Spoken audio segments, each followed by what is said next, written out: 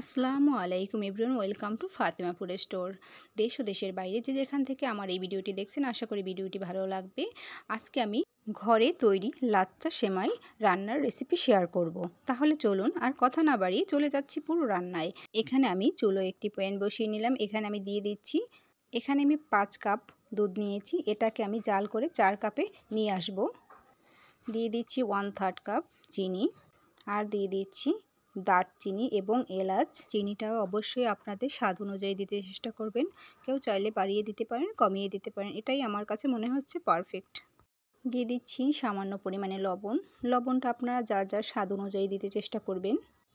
এবার আমি এটাকে জাল করে নেব।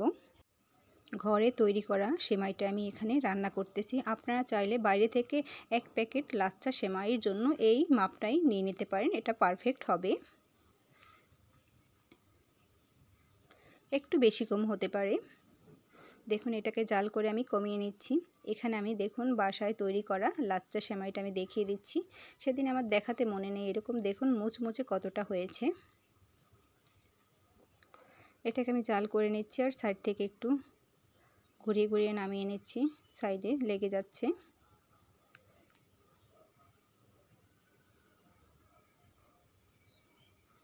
এটা একটু জাল করে ঘন করে নিলে এর স্বাদটা অনেকটা অংশেই বেড়ে যাবে আর খেতে অসাধারণ হবে। এখানে আমি সামান্য একটু তেজপাতা দেব। প্রথমে দেইনি, কারণ তেজপাতার ঝাঁসটা বেশি বের হলে আর ভালো লাগে না। এজন্য আমি শেষ পর্যায়েই দিচ্ছি তেজপাতাটাকে। হালকা ঘ্রাণ আসবে এটার মধ্যে, খেতে দারুণ হবে। দেখুন এটার মধ্যে বলক এসে গেছে। দুধটা আমার প্রায় জাল করা হয়ে গেছে। এ পর্যায়ে আমি এটাকে সাইড থেকে একটু নামিয়ে নিচ্ছি। দুধটা আমার একেবারেই হয়ে গেছে। এবার চুলো বন্ধ করে এটাকে আমি তুলে নেব।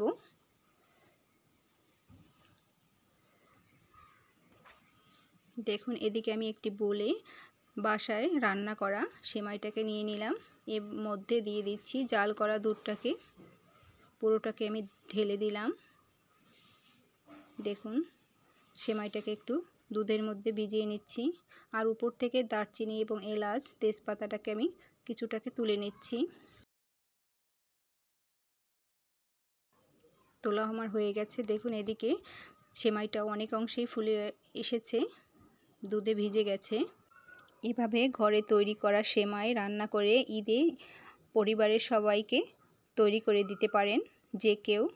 দেখুন আমার সেমাইটা একবারে পারফেক্ট হয়েছে। সেমাইটার মধ্যে একটু একটু দুধও আছে আর সেমাইটা একবারে ফুলে উঠেছে, দুধের মধ্যে ভিজে মাখো মাখো হয়েছে। এদিকে আমি সেমাইয়ের উপর থেকে দিয়ে দিচ্ছি কিশমিশ, আর দিয়ে দিচ্ছি একটু বাদাম কুচি। দেখুন উপর থেকে একটু ছড়িয়ে দিলাম। আর দিয়ে দিচ্ছি কিছুটা চেরি কুচানো, দেখতে ভালো লাগার জন্য, আর খেতেও মাশাআল্লাহ চমৎকার হবে। আপনারাও বাসায় ট্রাই করে দেখবেন।